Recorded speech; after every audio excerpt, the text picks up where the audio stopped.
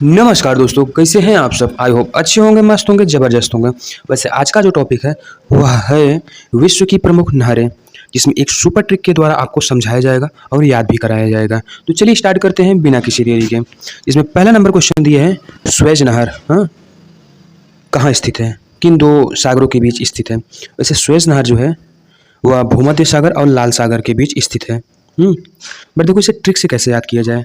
Trick से याद करने का जो एक ही तरीका है, स्वेज की भूल। देखो, याद रखने का तरीका, भूमध्य और ला से लाला।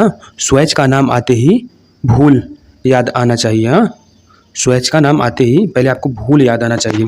भूल का मतलब हुआ भूमध्य सागर और ला से मतलब हो गया लाल सागर। आई होप इस ट्रिक के माध्यम से आपको याद हो गया होगा कि स्वेज नहर जो है भूमध्य सागर और लाल सागर के बीच स्थित है। तो आइए देखते हैं दूसरा नंबर क्वेश्चन दिया है, पनामा नहर प्रशांत महासागर और अटलांटिक महासागर के बीच स्थित है। पूछ ले, अगर क्वेश्चन पूछ लें पेपर में। वैसे यह क्लास जो है बहुत इंपॉर्टेंट है, क्योंकि यह क्लास जो है सभी पेपरों में पूछे जाने वाला क्लास है, क्योंकि यह जीएस का क्लास है।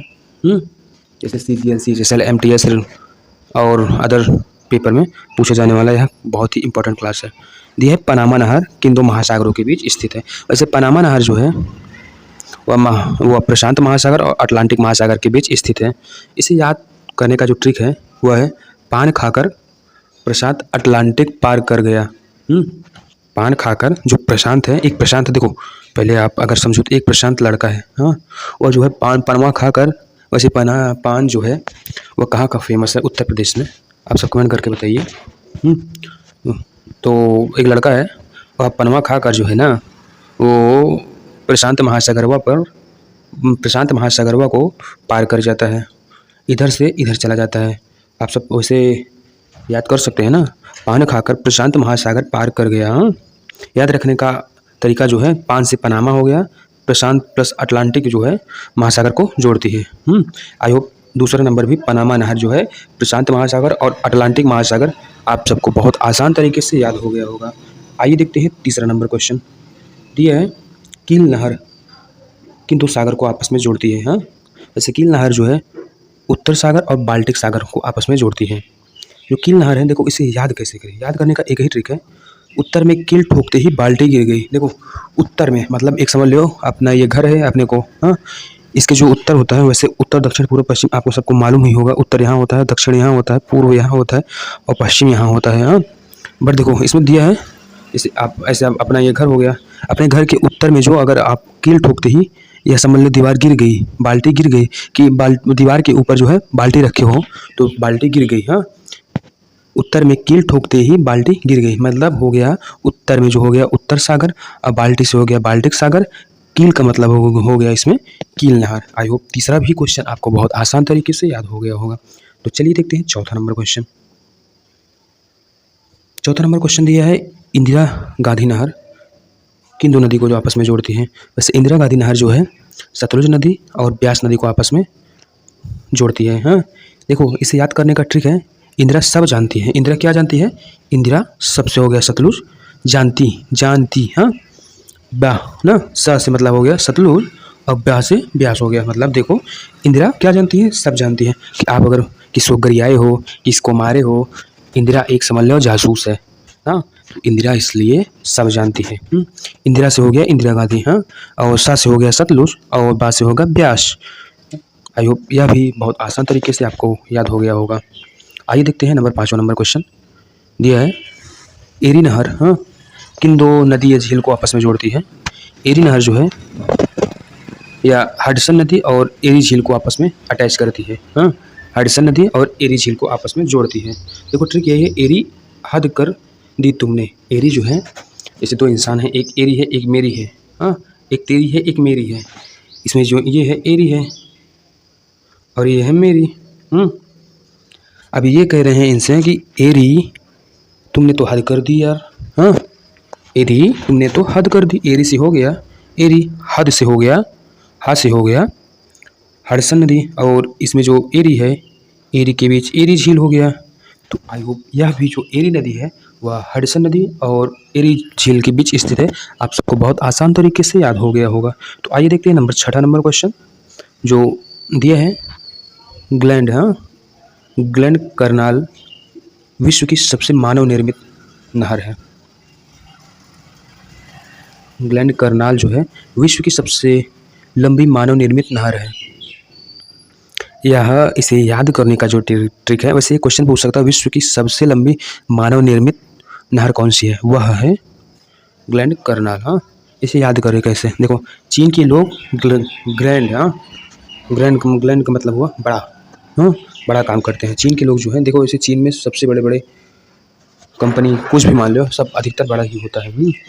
बिल्डिंग हो, कुछ भी हो, वहाँ का नज़रिया ही अलग है। हाँ, तो दुनिया की सबसे लंबी नहर चीन में है, वे है हम हमेशा ग्लैंड चीज़ बनाते हैं। हाँ, एक या तो इस तरीके से आप याद कर लो, या तो इस तरीके से याद कर लो, कोई भी तरीके से याद करो, याद होना चाहिए। हाँ, नंबर 7वां दिया है इसमें क्वेश्चन, दिया है सू नहर। हाँ, सू नहर जो है किन दो झीलों को आपस में जोड़ती है।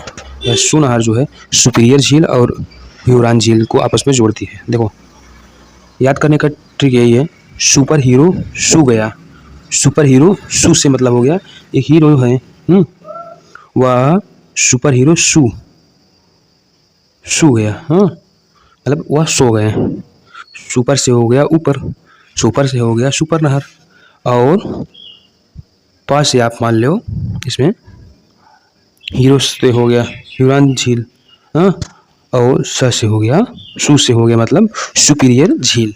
आई होप इस तरीके से आपको सू नहर जो है सुपीरियर झील और ह्यूरॉन झील के बीच स्थित है, आप सबको बहुत आसान तरीके से याद हो गया होगा। आइए देखते हैं नंबर 8वां नंबर क्वेश्चन, दिया है गोटा नहर। हाँ, स्वीडन, स्टॉकहोम और गोथेनबर्ग में स्थित है, गोथेनबर्ग में स्थित है। हाँ, देखो गोटा नहर जो है इसे याद कैसे करें, स्वीट खाकर गोता लगाया। हाँ, स्वीट खाकर गोता लगाया, गोता से हो गया गोथेनबर्ग, हाँ, और स्वीट से हो गया स्वीडन, हाँ सॉरी स्वीडन जो स्टॉकहोम में है। हाँ, और गोता, गोता से हो गया गोटा, गोटा गोटा।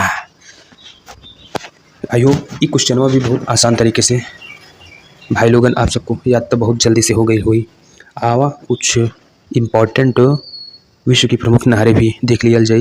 वैसे अगर पूछ ले कीपी नहर, वह भारत के किन दो राज्यों को आपस में जोड़ती है। कीपी नहर, कीपी नहर जो है भारत को जो है आंध्र प्रदेश प्लस तमिलनाडु को आपस में अटैच करती है। और पूछ लिया अगर पनामा नहर, कौन सा, पनामा, हाँ, यह जो है पनामा नहर जो है अटलांटिक महासागर और प्रशांत महासागर को आपस में जोड़ती है। और गोटा नहर तो हो गया स्विट्ज़रलैंड में याद आ रहा है, वैसे स्टॉकहोम गोटेनबर्ग। हाँ, तो चलिए इसमें देखते हैं 9वां नंबर क्वेश्चन, दिया है वोल्गा। हाँ, वोल्गा डॉन नहर, वोल्गा डॉन नहर किन दो नदी को आपस में जोड़ती है। वैसे वोल्गा डॉन नहर जो है वोल्गा नदी और डॉन नदी, वैसे इसे याद करना कोई अपने में बहुत बड़ी हिम्मत वाला काम कुछ भी नहीं है, क्योंकि इसके नाम में ही जो है इससे आपको याद हो जाएगा वोल्गा नदी और डॉन नदी। डॉन नदी जो है रूस में है। हाँ, रूस का डॉन वोल्गा नदी में कूदा, चाहे आप इस तरीके से आप याद कर लो, चाहे आप जिस तरीके से याद कर लो, याद तो करना ही करना है। और इसमें नंबर 10वां नंबर क्वेश्चन दिया है कि अल्बर्ट, हाँ, नहर वह जो है बेल्जियम में है। अल्बर्ट नहर कहाँ है, किस देश में है, वह जो है बेल्जियम में है। अल्बर्ट आइंस्टीन को बेल पसंद थी, अल्बर्ट आइंस्टीन जो थे उनको क्या पसंद थी, बेल पसंद थी। वो भेल वाला भेल पूरी वाला बेल नहीं। हाँ, देखो अल्बर्ट आइंस्टीन से हो गया अल्बर्ट नहर, हाँ, और बेल से हो गया बेल्जियम। वैसे बेल्जियम की राजधानी क्या है, आप सब हो सकता है तो कमेंट करके बताइएगा। आइए देखते हैं नंबर 11वां नंबर क्वेश्चन, दिया है सुएज नहर का निर्माण वर्ष 1869 में हुआ था। हाँ, सुएज नहर जो है महात्मा गांधी का जन्म वर्ष था जब हुआ, स्टार्ट हुआ था। याद करने का ट्रिक हो गया, गांधी जी आए और सुएज नहर खुल गई, गांधी जी आए और सुएज नहर खुल गई। हाँ, गांधी जी का जन्म जो 1869 में हुआ था, ठीक उसी साल सुएज नहर का काम पूरा हुआ था। आई होप इस तरीके से आपको याद हो गया होगा। वैसे सुएज नहर जो है वह मिस्र में है, यह मिस्र में है और लाल सागर और भूमध्य सागर को आपस में जोड़ती है। रेड सागर और भूमध्य सागर को आपस में जोड़ती है। तो आइए देखते हैं 12वां नंबर क्वेश्चन। 12वां नंबर क्वेश्चन जो दिया है पनामा नहर का निर्माण वर्ष 1914 में हुआ था। जो प्रथम विश्व युद्ध का वर्ष था। वैसे इसमें द्वितीय विश्व युद्ध किस ईयर को हुआ था, आप सब कमेंट करके ज़रूर बताइएगा, क्योंकि विश्व युद्ध का जो क्लास है वह भी इस चैनल पर पूरा पड़ा हुआ है, आप सब जाकर देख सकते हैं। अब देखो इसे याद कैसे करें। वर्ल्ड वार शुरू हुआ और पनामा खुल गया। वैसे चाहे अब 11वां हो चाहे 12वां हो, एक ही ट्रिक है। वर्ल्ड वार शुरू हुआ और पनामा खुल गया। याद करने का तरीका जो है, प्रथम विश्व युद्ध 1914 में शुरू हुआ, इसी साल पनामा नहर भी चालू हुआ था। और इसमें 13वां नंबर जो क्वेश्चन दिया है सुएज नहर पर नियंत्रण किसका है। वैसे सुएज नहर पर नियंत्रण जो अभी बताया वह जो है मिस्र का है। उस पर वह जो लाल सागर और भूमध्य सागर को आपस में जोड़ती है। वैसे मैनचेस्टर नहर पूछ लेगा आपको, मैनचेस्टर नहर किन दो देश मान लो, किन दो पुल मान लो, जो मानना हो वह किसी मतलब जोड़ती है। वह देखो मैनचेस्टर नहर जो है ग्रेट ब्रिटेन में है, वह मैनचेस्टर प्लस लिवरपूल को आपस में जोड़ती है। और इसमें नंबर 14वां नंबर क्वेश्चन है पनामा नहर का नियंत्रण किस देश के पास है। वैसे पनामा नहर का नियंत्रण जो है वह जो है पनामा नामक एक देश है, उसकी राजधानी क्या है आप सब कमेंट करके बता सकते हो, उसके पास है। अब देखो यह जो है पनामा नहर अटलांटिक महासागर और प्रशांत महासागर को आपस में अटैच करती है। इसे याद करने का एक ट्रिक है, नाम में ही काम है। पनामा नहर पर खुद पनामा देश को हुई अधिकार है, इसमें कोई उलझन नहीं है। वैसे पनामा किस देश का नाम है, किस नहर में मतलब किस देश में स्थित है, पनामा देश में स्थित है। और नंबर 15वां नंबर क्वेश्चन दिया है पनामा नहर की कार्यप्रणाली लॉक सिस्टम से स्टार्ट हुई थी। पान को लॉक में रखो नहीं तो सूख जाएगा। पान को जो है लॉक में रखो नहीं तो सूख जाएगा। अब देखो याद करने का एक ही ट्रिक है इसमें, पान को लॉक में रखो नहीं तो वह सूख जाएगा। याद रखने का तरीका, पान से हो गया पनामा, लॉक से हो गया लॉक सिस्टम।